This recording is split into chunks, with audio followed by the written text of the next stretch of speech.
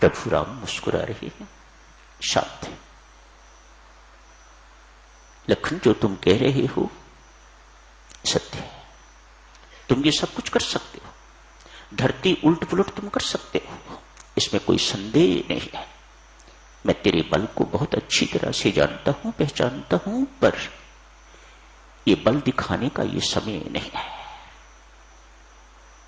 मेरे और कैकेयी के मध्य में प्रारब्ध आ गई है, दैव आ गया है, कर्म गति आ गई है। अन्यथा इतना प्रेम करने वाली कैकेयी अचानक मेरे ऊपर इस प्रकार से बिगड़ जाए, ये संभव नहीं।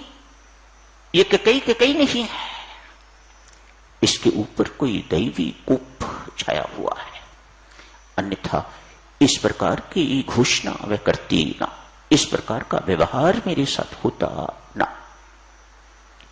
जहां प्रारब्ध आ जाए, जहां विधाता बीच में आ जाए लक्ष्मण, वहां क्रोध काम नहीं करता। किस पर क्रोध कर रहा है? इस नश्वर देह पर, इस नश्वर राज्य की प्राप्ति पर। ये सब चीज नश्वर है, ये सारे के सारे संबंध नश्वर।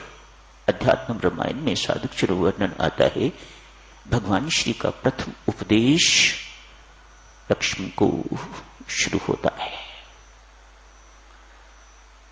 मां कौशल्या को तो बाद में उपदेश देंगे, पहले लक्ष्मण को उपदेश दे रहे हैं। लक्ष्मण, ये क्रोध का समय नहीं है। आदमी जानता है ये देह नश्वर है, संसारिक वस्तुएं नश्वर है, शाश्वत एक आत्मा है या परमात्मा है। इसके बावजूद भी वह अपने आप को मैं देह हूं ये मानता एवं स्वीकारता एवं उसी के अनुरूप अपना आचरण करता है। लखन, यही अविद्या है। पराविद्या इस अविद्या का निराकरण करती है। इसी अविद्या के कारण हमारा जन्म पुनर्जन्म होता है। पराविद्या इस अविद्या का निराकरण करती है, इससे छुटकारा दिलाती है। काम एवं क्रोध, भगवान के शब्द सुनो, काम एवं क्रोध इस पराविद्या की प्राप्ति में मुख्य बाधाएं। अकेला क्रोध पर्याप्त है। भगवान श्री इस वक्त लखन क्रुद्ध है, उपदेश अनुरूप दे रहे हैं। लखन, अकेला क्रोध पर्याप्त है इस पराविद्या की प्राप्ति के में रुकावट डालने के लिए। ये पराविद्या को प्राप्त नहीं होने देता। क्रोध इतनी बड़ी बाधा है, इसलिए इस क्रोध को पी जा या इस क्रोध को थूक दे। ये क्रुद्ध होने का समय नहीं। ये पराविद्या लक्ष्मण मोक्षदायिनी है, इसका जीवन में आना बहुत आवश्यक है।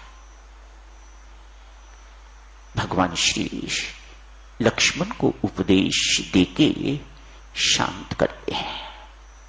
शांत देवियों वही कर सकेगा ना जो स्वयं शांत होगा। दूसरों के मन को स्थिर वही कर सकेगा जिसका अपना मन स्थिर होगा। जिसका अपना मन बैलेंस्ड होगा वह दूसरों को बैलेंस्ड रहने का उपदेश दे सकेगा और उन्हें मन को बैलेंस्ड रखने में सहायता प्रदान कर सकेगा। अन्यथा सामान्य व्यक्ति को क्या बोध है कि बैलेंस्ड मन किस प्रकार से रखा जाता है, मन को किस प्रकार से स्थिर किया जाता है, वह क्या समझाएगा कि इस प्रकार से स्थिर करना चाहिए। मुसीबत के ऊपर मुसीबत आती जा रही है, लेकिन प्रभु राम किसी से आशीर्वाद लेने के लिए नहीं जा रहे। मेरे ऊपर मुसीबत आई है, समस्याओं का पहाड़ मेरे सिर के ऊपर टूट पड़ा है, इन मुसीबतों से मैं बच जाऊं, ये मुसीबतें टल जाएं, इसलिए मुझे आशीर्वाद दीजिएगा। ऐसा राम के चरित्र में कहीं आपको नहीं मिलेगा।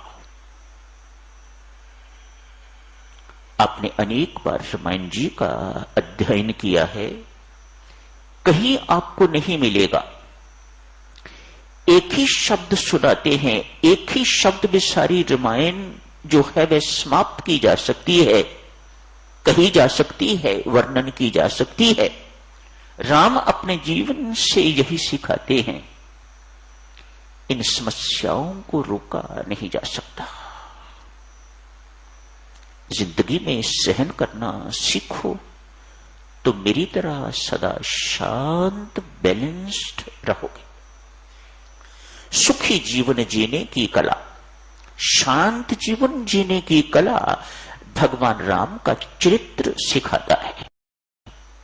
उन्हें कोई फर्क नहीं पड़ता अयोध्या में हैं या जंगल में हैं, उन्हें कोई फर्क नहीं पड़ता यहां से उन्हें सम्मान मिल रहा है या वहां अपमान मिल रहा है, यहां पर उनका स्वागत हो रहा है और वहां पर उन्हें युद्ध करना पड़ रहा है। राम सब स्थानों पर बिल्कुल एक जैसे हैं, उनकी मानसिक दशा बिल्कुल बैलेंस्ड है, अविचल। किसी स्थान पर प्रभु राम विचलित नहीं हुए। ये सबसे बड़ी शिक्षा है साधुजनों। प्रभु राम एवं मातेश्वरी के जीवनों से, चरित्रों से जारी रखेंगे साधुजन। इस चर्चा को आगे आज यही समाप्त करने की इजाजत दीजिएगा। धन्यवाद।